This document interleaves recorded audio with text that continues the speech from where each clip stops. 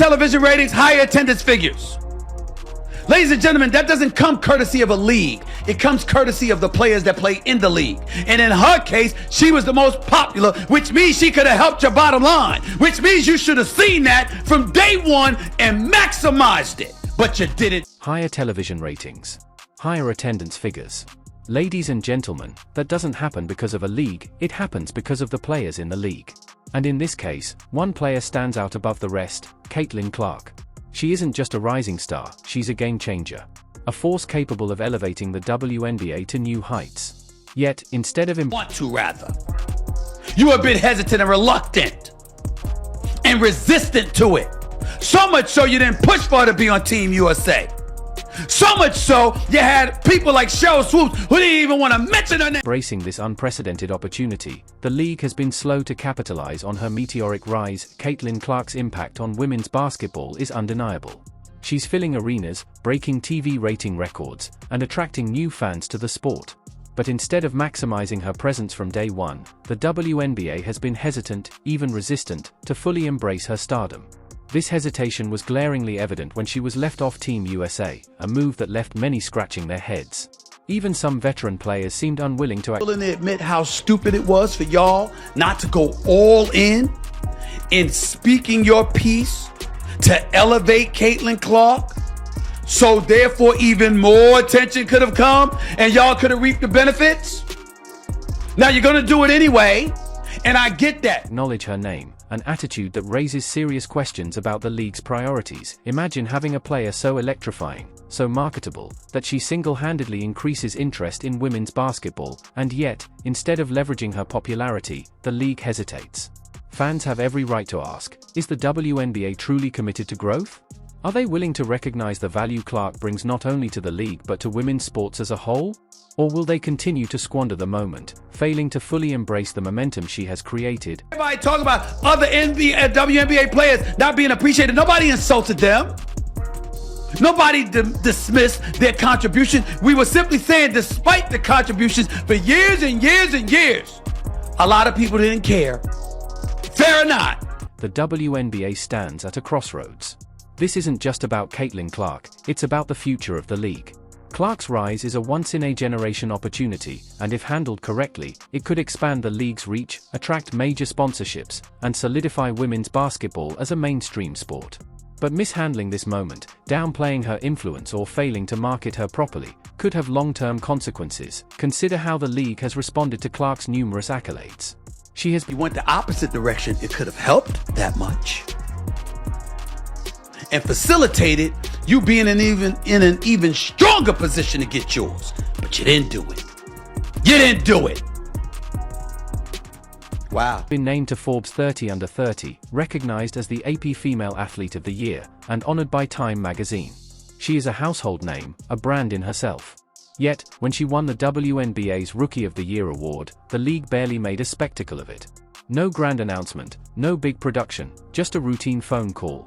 Compare that to how other professional sports leagues celebrate their young stars, and the difference is staggering. The message this sends is clear. Instead of amplifying Clark's success to boost the entire league, the WNBA seems reluctant to fully embrace her. Why? Some argue that there's an internal resistance to the idea of one player overshadowing the rest.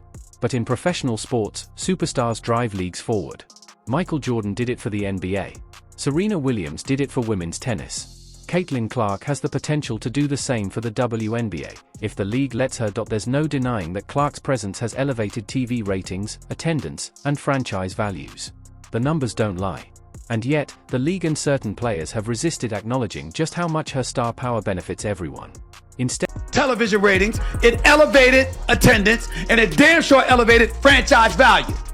But now, something that y'all resisted talking about, opining about. Caitlin Clark, rising tide lifts all boats.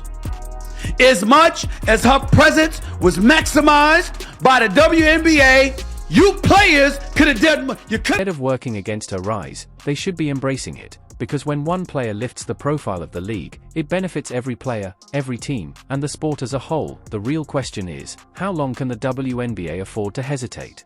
How many missed opportunities will it take before they realize the value sitting right in front of them? Stephen A. Smith's fiery critique wasn't just about Caitlin Clark, it was about the broader issue of how the WNBA manages its biggest stars.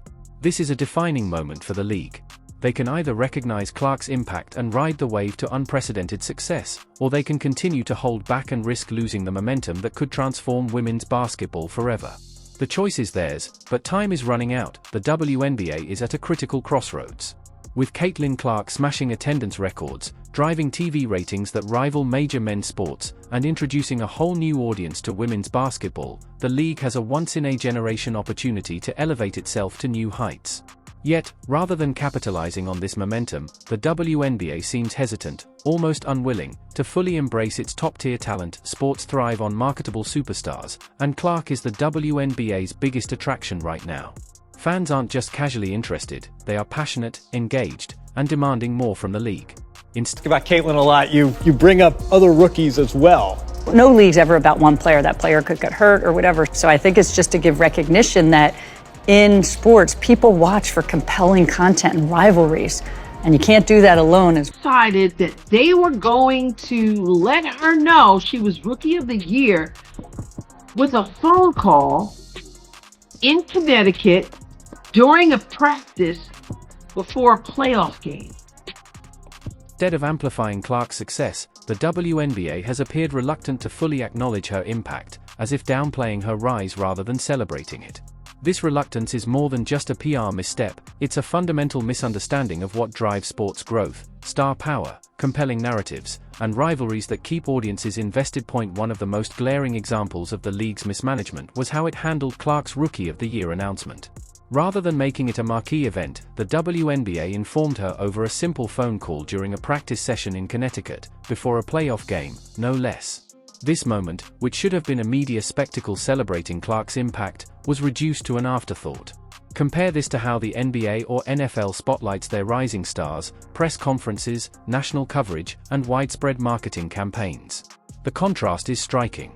Longtime sports analyst Stephen A. Smith recently called out the WNBA's leadership for its failure to seize this golden opportunity. His passionate critique resonated deeply with fans because the stakes couldn't be higher. But certainly from a marketing dollars, corporate partners are stepping up to endorse these players, much more so than white, one black.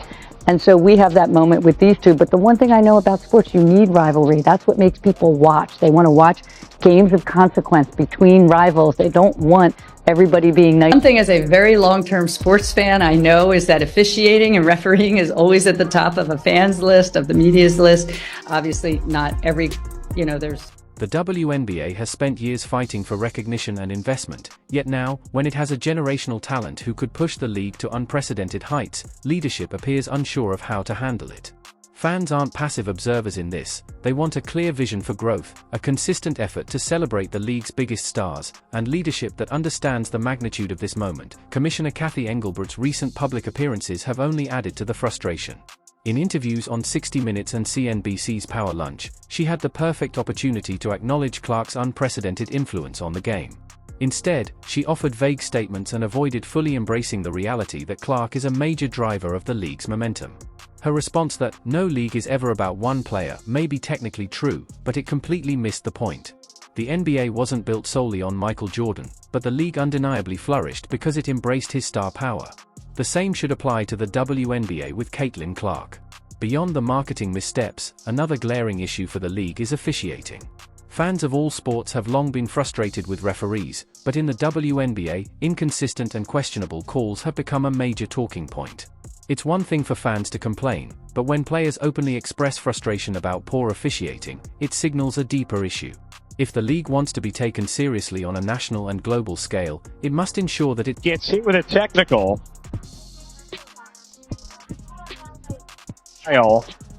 After I got a technical for basically being mad at myself because I missed the three and then I went and hit the backboard and he told me The league could actually be that dense.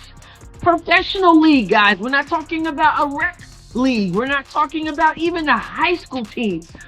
Nobody believes that anybody is that. its on-court product is as polished and professionally managed as possible. Despite these challenges, there is undeniable momentum surrounding women's basketball right now. Corporate sponsors are stepping up, more fans than ever are tuning in, and there's a genuine buzz around the WNBA that hasn't been seen in years. But momentum alone isn't enough. Leadership must recognize what makes sports truly thrive. People watch for compelling stories, intense rivalries, and athletes who capture the imagination. The WNBA has all of that within reach, but it needs to embrace it fully rather than hold back out of fear of upsetting the status quo. The message from fans is clear: celebrate your stars, invest in your product, and take advantage of the unprecedented interest in the game. If the WNBA continues to mishandle these opportunities, the risk isn't just a missed chance, it's stagnation at a time when momentum is everything. The choice is simple: fully embrace this moment or remain stuck in the past while the rest of the sports world moves forward. Such an incredible moment on a global scale for our game, for our players. It's like the fans are absolutely incredible. It's the same when we go on the road. Like there's so many people that are showing up in fever gear. It's really affecting, teams all across our league, which is a really great thing. And, really, I think we're just scratching the surface. We're bringing more and more fans to this league, people that have maybe never watched the WNBA before. And it kind of takes your breath away.